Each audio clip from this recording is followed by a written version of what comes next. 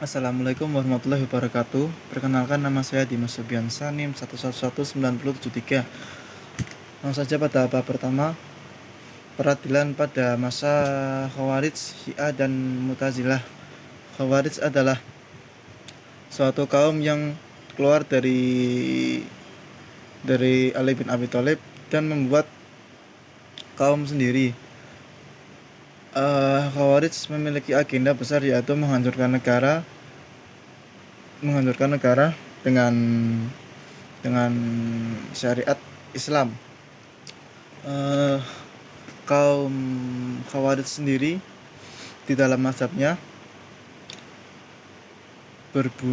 membunyikan tentang bahwa kaum Khawarij wajib membunuh atau boleh membunuh umat Islam dan para sahabat-sahabatnya. Yang selanjutnya, doktrin Khawarij. Khawarij memiliki doktrin sentral. Yang pertama, imam atau pemimpin kaum Khawarij harus dipilih secara bersama. Yang kedua, kaum pemimpin atau imam Khawarij harus orang Khawarij sendiri.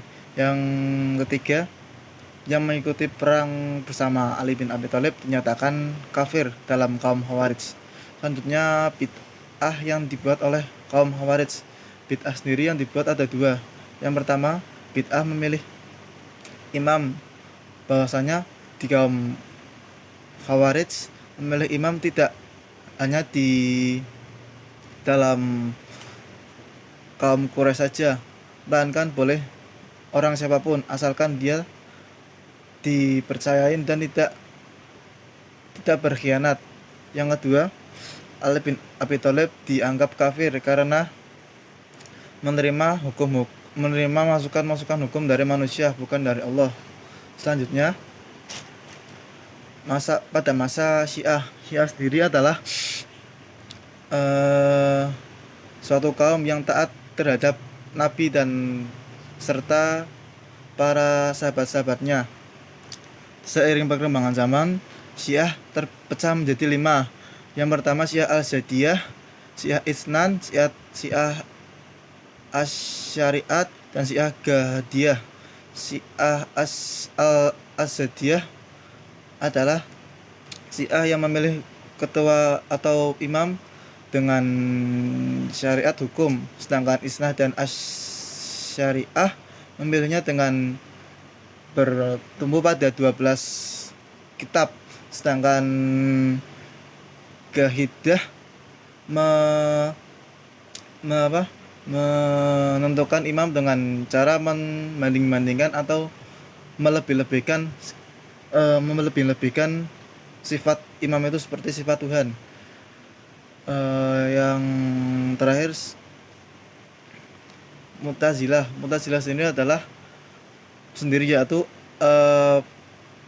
suatu kaum yang menyendiri dan tidak ikut campur atas kedua itu. Kaum ini juga dipelopori oleh istri Rasulullah dan para sahabat-sahabatnya yang netral. Selanjutnya, bab kedua tentang peradilan politik di Indonesia. Peradilan politik di Indonesia adalah sistem yang mengatur semua lembaga atau semua pergerakan di Indonesia, baik itu secara hukum maupun secara undang-undang. Selanjutnya, sejarah politik di Indonesia. Sejarah pertama adalah masa Orde Lama.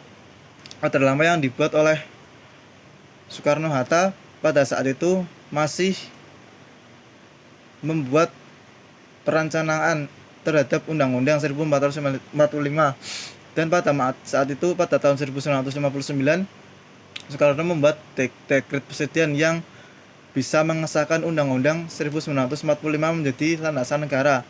Yang kedua, Orde Baru sendiri tidak cukup memuaskan dikarenakan banyak krisis dalam Asia pada saat Soeharto memimpin Indonesia. Yang selanjutnya, ketiga, reformasi pada tahap ini menjadikan titik balik Indonesia bangkit dalam sistem politik, baik pun di dalam sistem struktur politiknya ataupun dalam sistem keamanannya yang ada di Indonesia.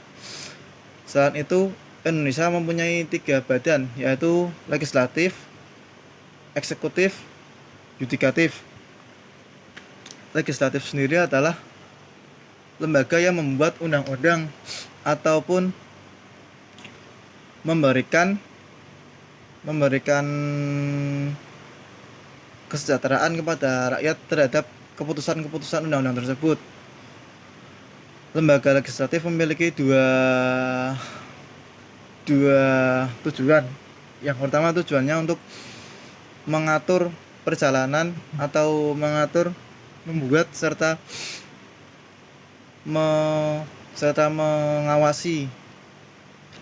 Yang selanjutnya, lembaga eksekutif adalah lembaga yang menjalankan undang-undang, baik itu undang-undang yang disahkan,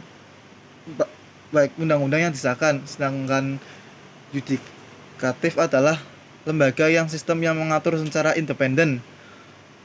Selanjutnya, demokrasi adalah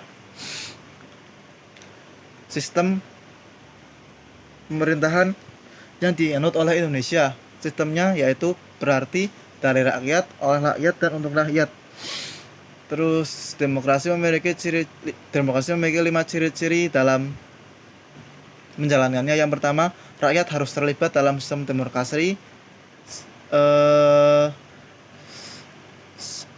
adil dalam menentukan ketentuan, serta menjalankan atau mentaati aturan yang telah dibuat dan menjadikan Indonesia lebih maju lagi. Tema yang ketiga, pemikiran politik Abdullah Al-A'la Al-Maududi.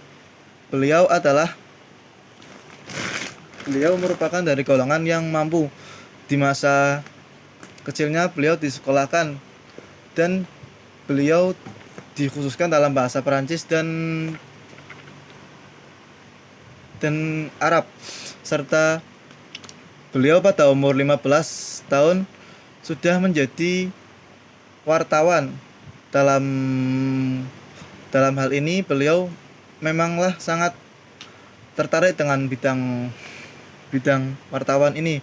Dalam usia ke-17 tahun beliau menjadi kepala wartawan di India. Beliau mulai tertarik pada politik pada usia ke-20. Pada saat itu beliau membuat artikel-artikel tentang pencapaian para politik yang membuat dia kagum menjadi seorang politik, serta menjadikan motivasi untuk membuat teori-teori tentang politik. Pada abad ke-26 beliau mendapatkan ijazah, itu sarjana pendidikan. Pada saat itu beliau tidak mengakui dirinya sebagai ulama karena beliau lebih tertarik kepada politik. Dalam hal ini, sistem politik beliau mulai tersadari atau mulai berguna saat beliau wafat.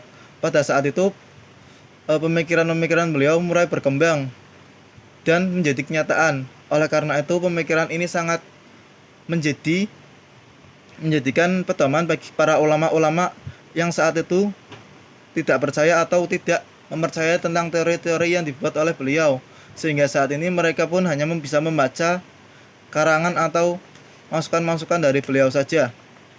Mungkin itu saja yang dapat saya sampaikan. Kurang lebihnya mohon maaf, atau apabila ada kesalahan atau pemaparan materinya kurang